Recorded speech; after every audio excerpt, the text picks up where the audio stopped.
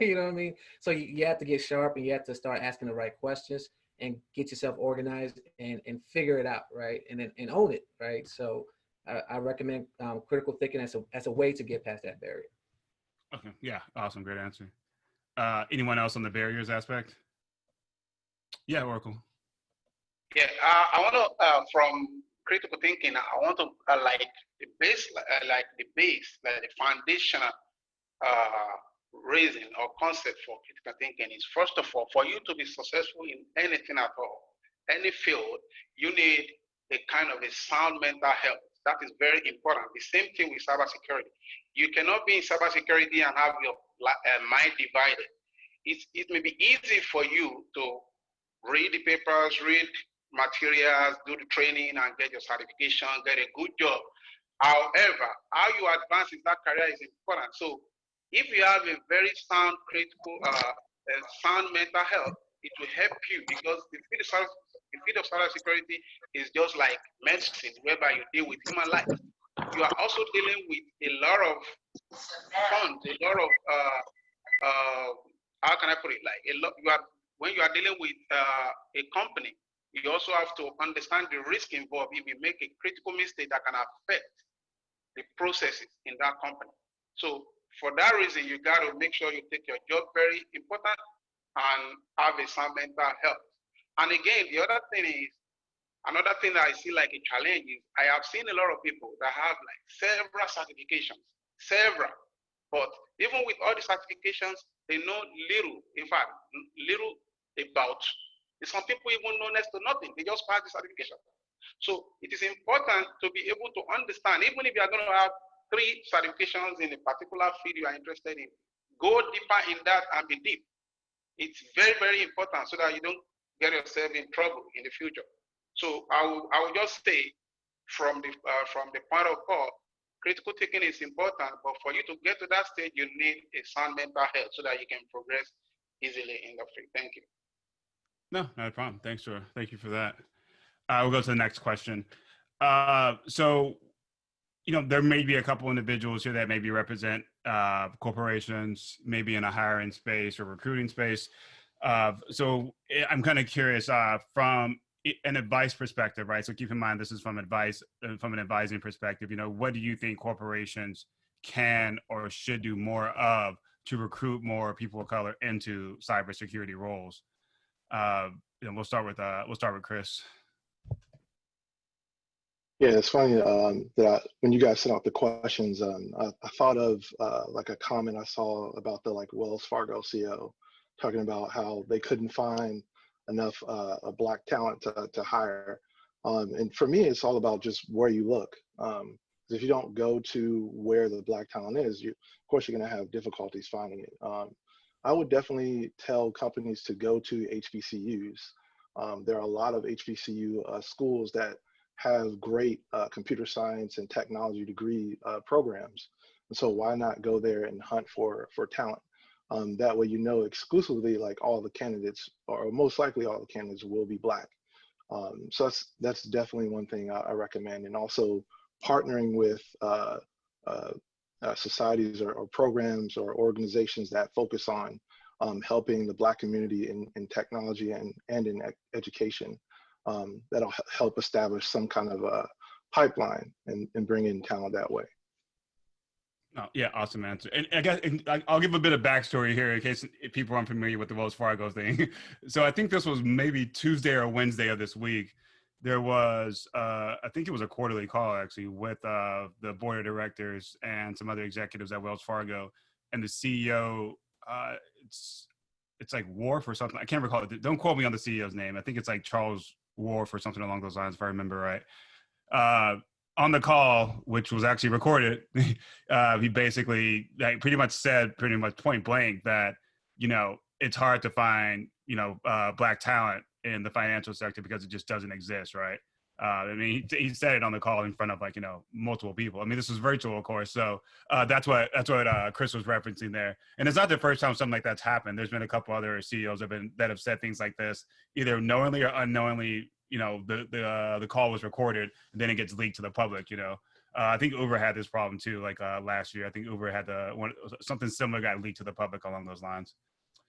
Cool. Anyone else want to piggyback on that one? Yeah, I can jump in here. Another thing too No, that they are.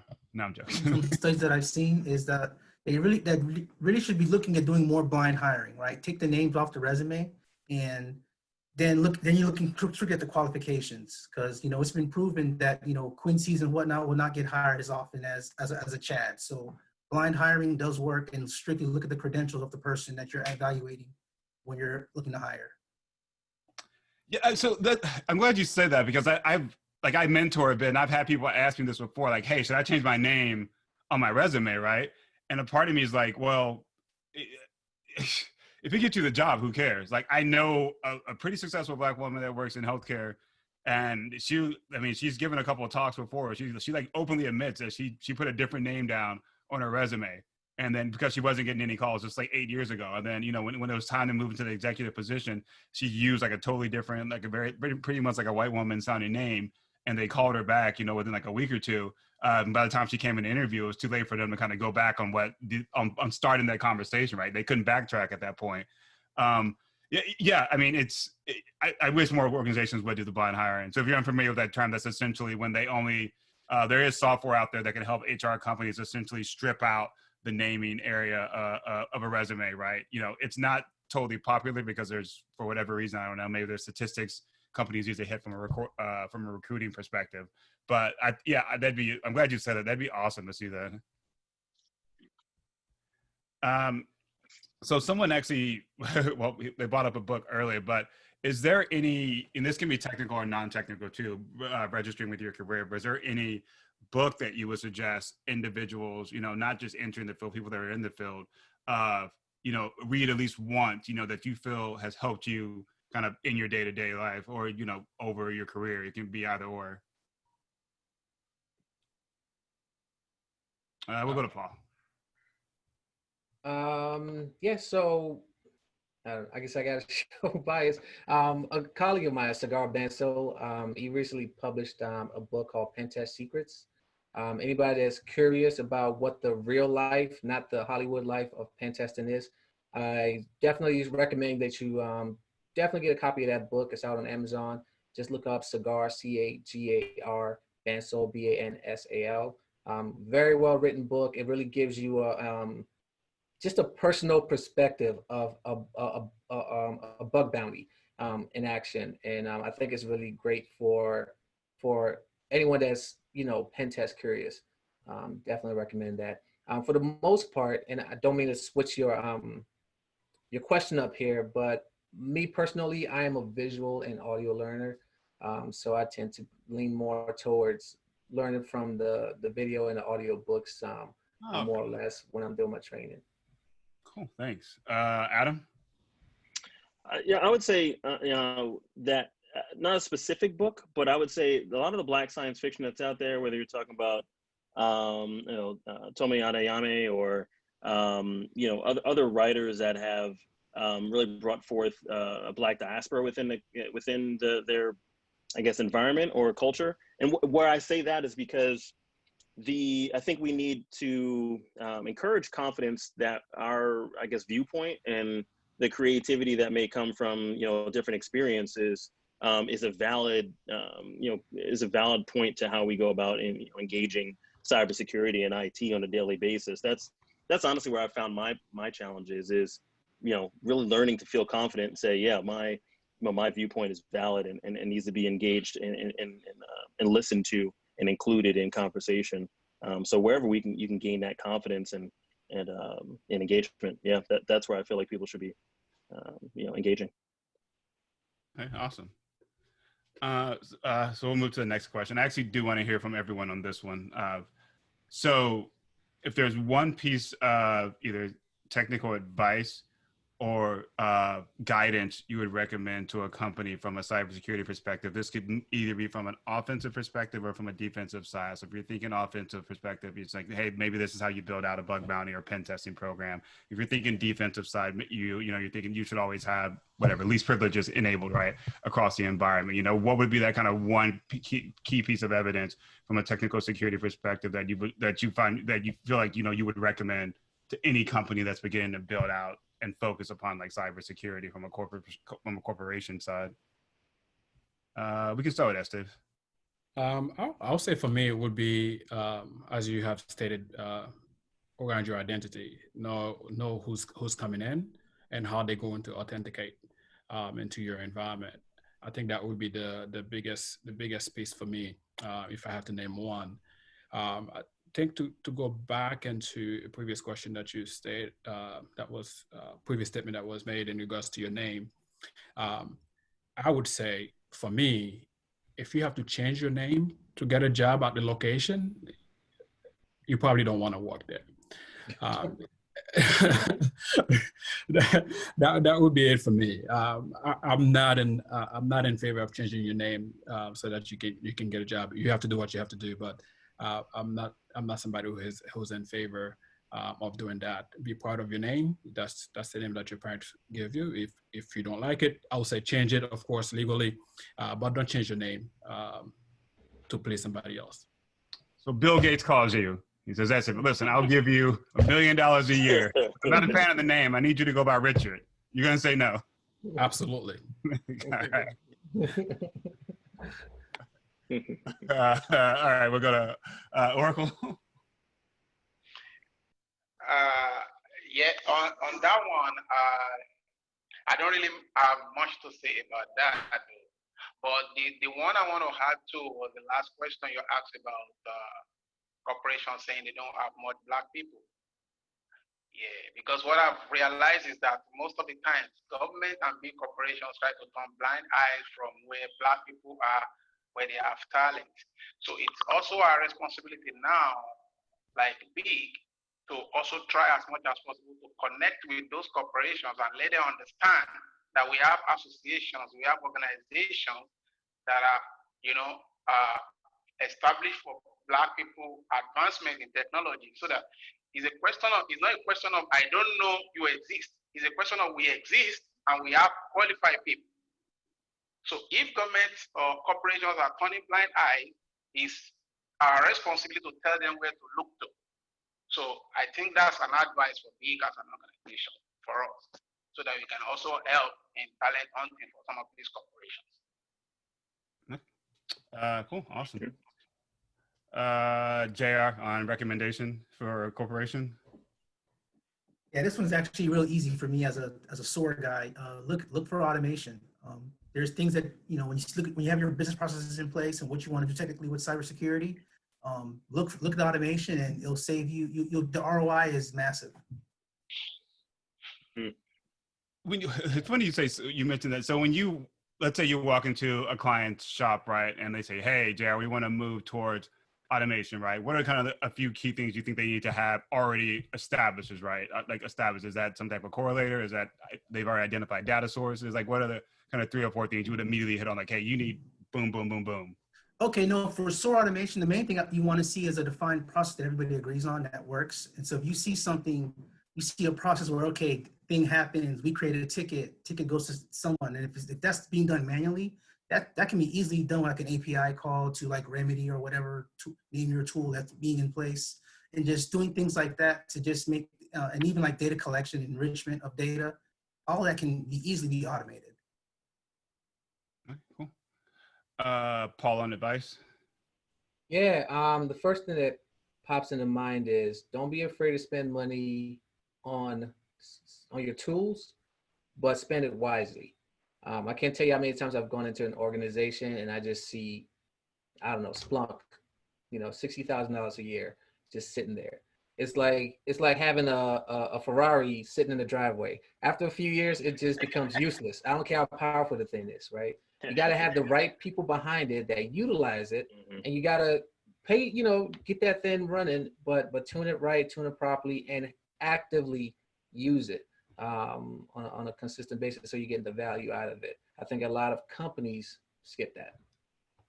That's a good answer. Yeah, I've definitely seen shops do that too. So, and sometimes it's like $1 million for Splunk, like literally like 900,000, 800,000 a year just going out the window because it's not correlating or it's not tagged. The sources aren't really clearly defined. So, yeah, that's when you got to call JR. So we'll go to the final question, then and then we'll begin taking more questions from the audience. So if you're in the audience, I think Garrison is keeping track of this. We'll start getting to those questions at 7:45.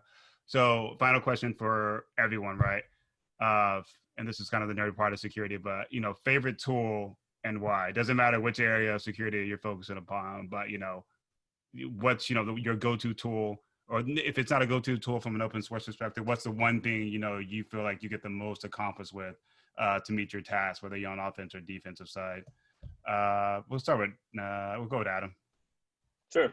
For me, it's Counteract. Honestly, Forescout makes a Counteract. It's a NAC, network access control. It does segmentation, which was going to be my answer to the previous question. So I get a chance to throw that in there. Yeah, that micro segmentation is just so key.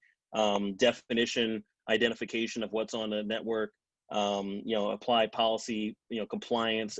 There's so much there.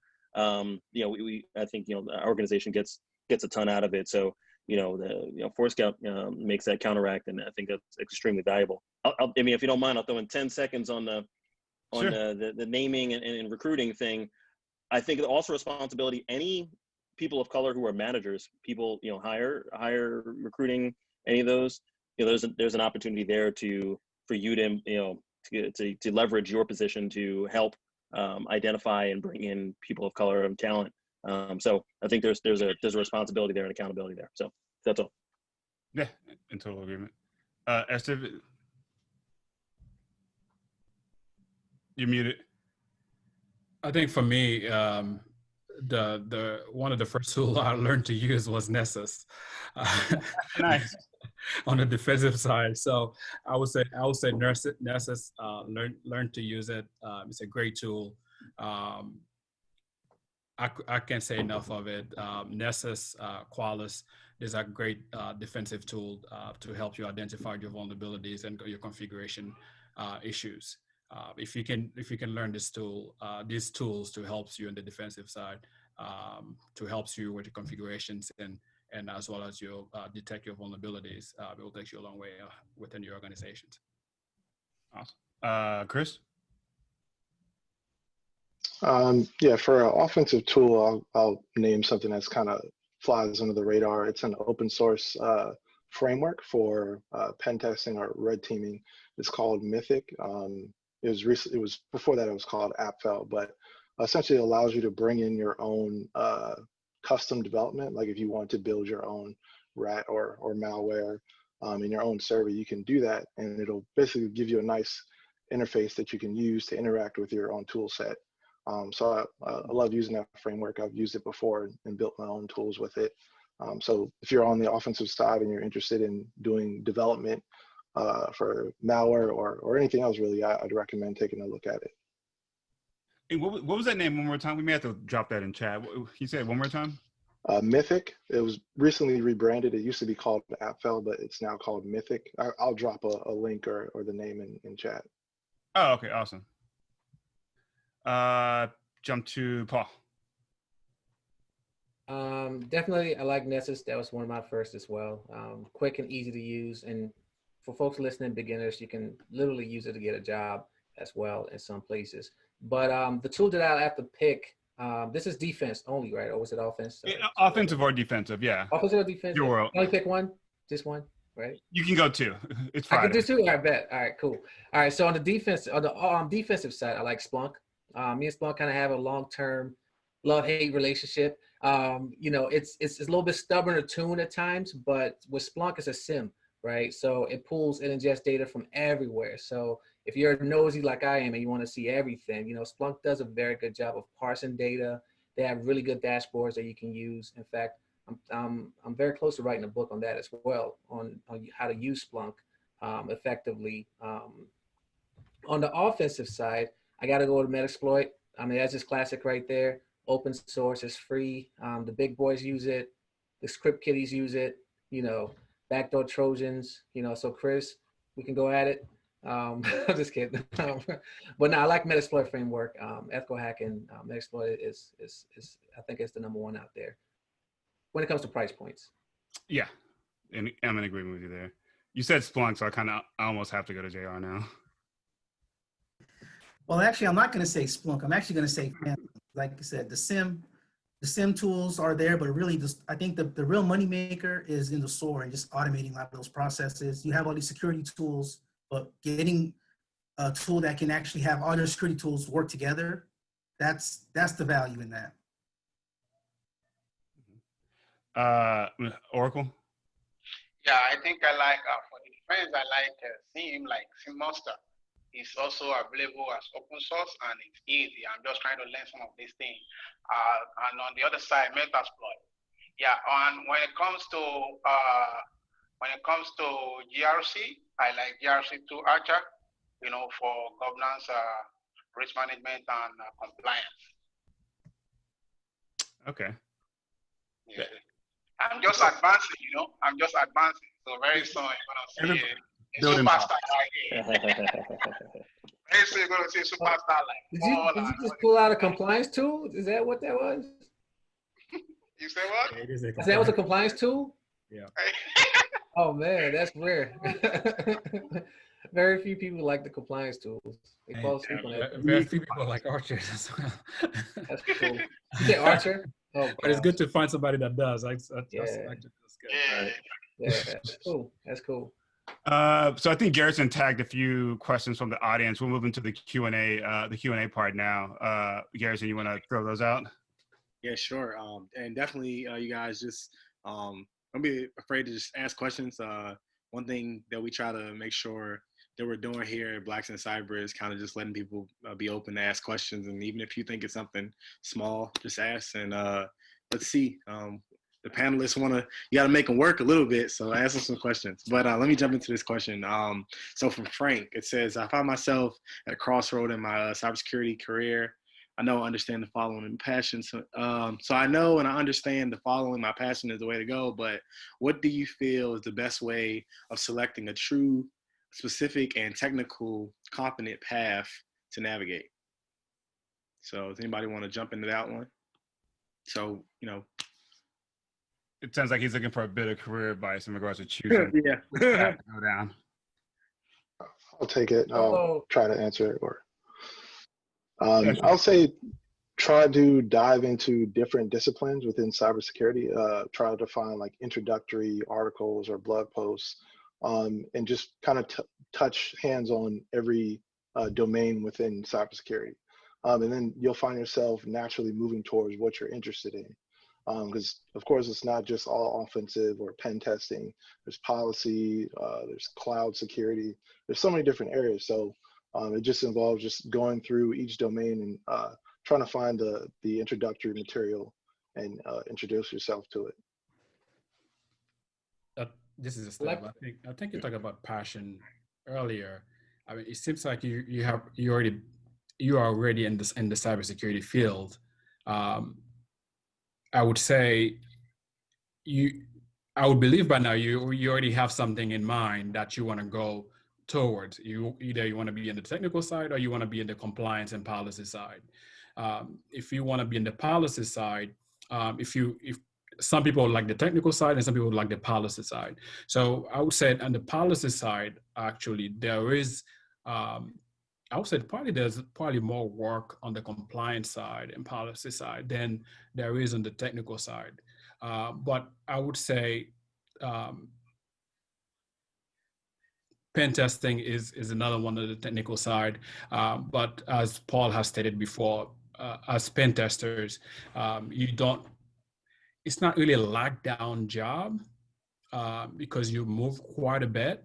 But I would say on the compliance side, there's probably more work on the compliance side that you probably want to try out instead of the technical side, such as ISSOs, ISSMs, type of work that will help you get more on the policy. And for me, I think on the compliance side, it helps you, the more you understand networking and process and so on and so forth, the better it is for you to be on the compliance side, because you can provide a lot of value. And that's where you build your programs from, is in the compliance side. You have your pen testers and your offensive security as well as the defensive side. But I think if you really understand the compliance side, it will help you significantly, because it will help you to be able to speak with the decision makers as to what controls must be in place for the organization to be able to function and secure their assets. Awesome. Yeah, thanks. Is there another one, Garrison? Yeah, so I have a few. Bring it. Yeah, so one is one that I see a lot. Is it better to take, the question is really asking, is it better, what do you recommend dealing with, the certification route or the school route? Like if you're starting into the career, you may be doing a transition into the cyber world. Do you recommend getting certifications, or do you recommend going the school route, or a flavor of both? Actually, I'm going to answer that one because I get this a lot too, and it drives me crazy. I'm not sure who asked it, so I'll just say person. If you look at like the hiring in cybersecurity, if you look at where it's been the last like 10 years, right? It went from, we'll say 10 years ago, right? Go back a decade. It really went from like understanding firewall to pen testing, right? Then it went to C&D, having more security analytic positions, being able to understand IDS, SIMs, then moving into security architecture.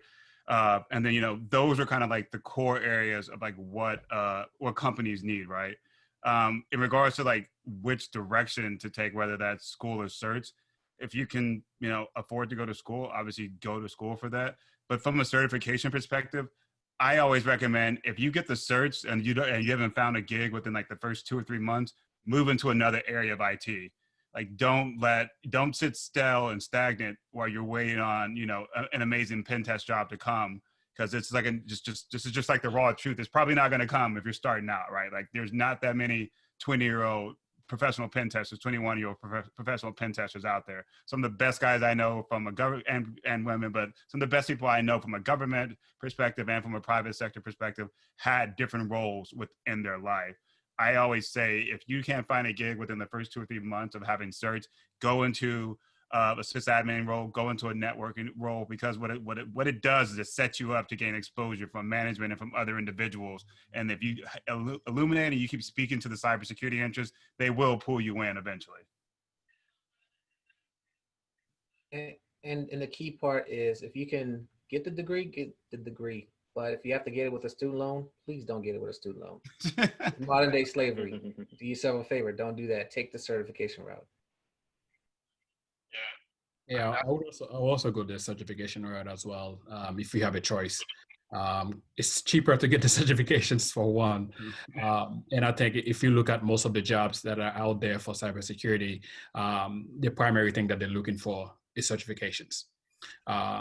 If you can get the certifications, as was stated before, don't spend too much time. If you have a CEH and says, okay, I must get a pen tester. I must get a pen test job. I must be on the offensive side of security. Don't do that. Get in where you can get in. Don't waste your time saying you must be specific on what you want. Get in, be a network administrator. If you can get in as a help desk, get in as a help desk, and then work your way through that. Get that experience. Beginning to get that experience, it will serve you well. I would also like to add something about it, because I support people getting certification too, because it's cheaper. And again, for BIC, we already have a relationship with Cybrary, so which is a very good opportunity for anybody in BIC to use a Cybrary account to be able to do a lot of training, apart from the other training you do on YouTube, different other platforms like Udemy, Coursera. You can use some of the labs and hands-on labs and everything to gain some experience. You know, that will be easier as well.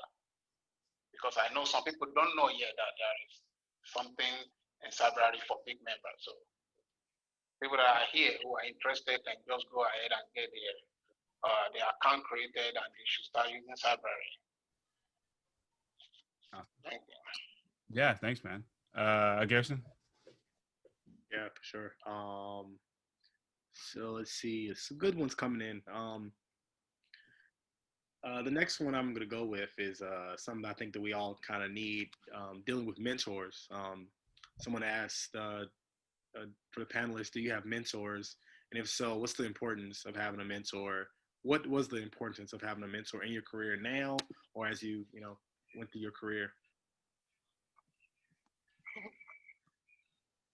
I'll take Yep. this one first. If um, I did not have a mentor, but I had somebody that I looked up to.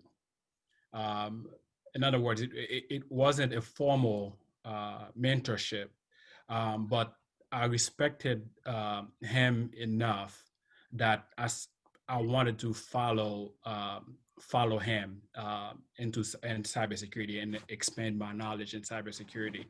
Um, I'll definitely have somebody that you can speak to freely, that can give you great advice on the way to go, and also that can also try to connect you with the right people as well. But I don't think you need to have a formal relationship personally. But I think it's important to have people around you that's going in the path that you are taking, that will help you along the way. Yeah, I would even jump in and agree and say, as much as I don't think it's important to have a formal relationship, just like you said, brother. I would say that having a strong relationship, though, and mentors and people that you can look up to and ask questions along the way is really critical. I don't know how many times, at night when I'm researching, when I'm trying to figure something out, or even during the day when I'm doing something from work, that I can pick up the phone, pick up my chat, and reach out to somebody else who can kind of say, hey, this is something I used, or this is the way I would go about handling that situation. Just really helped me out in my career. So I would say let that mentorship, quote unquote, happen organically, right? Because I think that formal relationship may not provide the same results. But if you're able to network within this group potentially, or other groups, and let in a relationship grow organically, that could be a really strong relationship that'll help you in your career.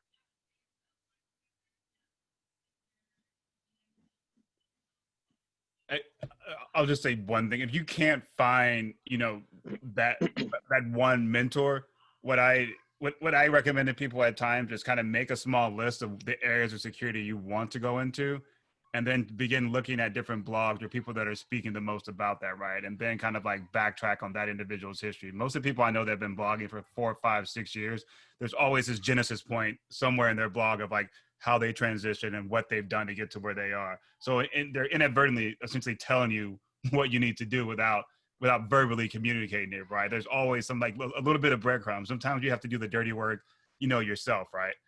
So, please don't get to the point where you feel discouraged or whatever. Maybe it's not going to work out for you because, that mentor thing doesn't work. A lot of us that are in this field don't have mentors, and maybe we didn't start that way. Maybe we do now, but I know a decent amount of people that didn't have that in the beginning. It was their own kind of curiosity and drive that got them to where they are.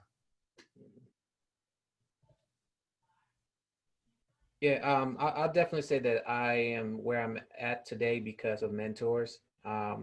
Just finding the right people that have the right experience. I've grown up knowing that when experience talks, you listen, because they can save you a lot of headache down the road. In fact, it's mainly the reason why we started our mentorship as a service here at PJ Pros, because I've learned the value of saying, hey, you don't have that confidence, you don't have the skill set. I'm going to draw you a roadmap that I want you to follow. And, I've had people reach back and help me out, and, me and my camp, I'm always telling them, hey, when you get to that level, you owe it to look back and pick somebody else up. So, I think Absolutely. us as a community, we've really got to embrace that mentality as well. So for everybody listening here, we have to hold ourselves accountable to do just that. Yeah, that's awesome, man. Well said. No, it's almost 8. We'll do one more question, Garrison, and then we'll call it an evening. Let everyone get to their Friday. Okay, cool. Let me try to get a good one.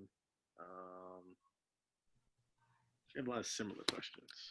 Yeah, and while Garrison's picking one, if you feel like your question didn't get wasn't highlighted here, definitely feel free to drop that in the Slack channel for BIC. And if you're not in the Slack channel, feel free to message. I guess myself or Garrison, we'll figure out a way to get you in there.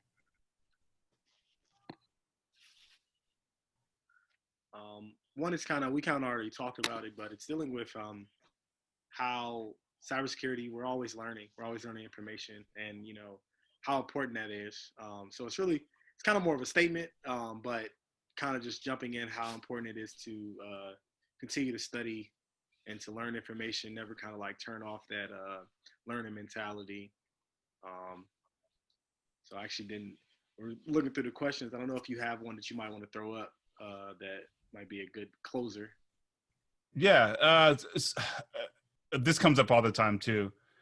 I'll let the crowd answer. So how important is it to learn programming, right, in a career? I say very, but that's just O'Shea's opinion. I say extremely important because let's say you don't fit it in cyber, you could go do web development, you can move into DevOps. There's a lot of other roles you can do with the coding background or intermediate coding skills. So I say it's fairly important, especially with the future of cybersecurity. There's not going to be a lot of roles out there in the next 10 years. It's just my prediction, not to scare anyone, but I think it's going to be very hard to get into a role in like the next 10 years if you don't have some level of like programming ability. Ooh. Dang, O'Shea, I gotta counter that one. I don't think it's a priority. I think there's a lot of people out in the field that don't know programming and have successful careers. And in fact, with the invention of SaaS technology and all these SaaS products, it's really just buttons now, where that you're dealing with a lot of time. Programming is important. If you can learn, the best hackers know programming, they know how to code. However, I wouldn't prioritize that. I'm always thinking beginner level. Spend more of your time learning the tools first. Learn the programming later when you have the time, because there's only 24 hours in a day. Master it on the application level first would be my suggestion. Oh, go ahead, Steve. Oh, I'm sorry. Yeah, I would say programming is important, but as Paul stated, I think if you spend the time on the application side, it will serve you quicker in cybersecurity initially, and then you can spend the time, of course, and learn Python in the process, which is becoming very important in the cybersecurity field. I think for me, I learned the tools first, and I do have a background in software development. I do have a computer science degree, but I think that learning the tools, learning the application is extremely important, especially when you're trying to come in to cybersecurity. If you want to do software development, then it's probably more important to do that first. But if you want to come into cybersecurity, it's probably the application, I would say, would be the way to start. And with that, I'll definitely thank the panelists for sharing their time with us, giving us their Friday night and dropping knowledge nuggets. I think most of the panelists are in the within the big Slack. So if you have any questions for them or you need to reach out, definitely feel free to do that there, or find them on LinkedIn. They're all professionals, so they have a nice, pretty page displaying their credentials and experiences. And again, thanks for joining us for this session of Black Men in Cyber, hosted by BIC. Well, there's definitely going to be around 3 of about 2 weeks from now. So feel free to tune in there. Again, huge thanks to the panelists for sharing time with us. Give yourself a round of applause. I think you guys did awesome. Hey, appreciate you. Thank you guys. Big thank you guys for having us, man. It feels like we were just hanging out, you know. We just need a I'm not gonna say Thank you guys for your time. Thanks, Garrison. Hey, thanks, O'Shea. All right, take care. Hold on one more time before you guys drop off. To the panelists, and if you guys keep up with us on social media, we are having our secret conference October 3rd. That will be coming up. You can check our page, any social media. If you have any information, to get information on that, definitely don't want to miss it. Some great talks, it's great information. So, and hit me up if you have any questions. But thank you, everyone. It was a great panel.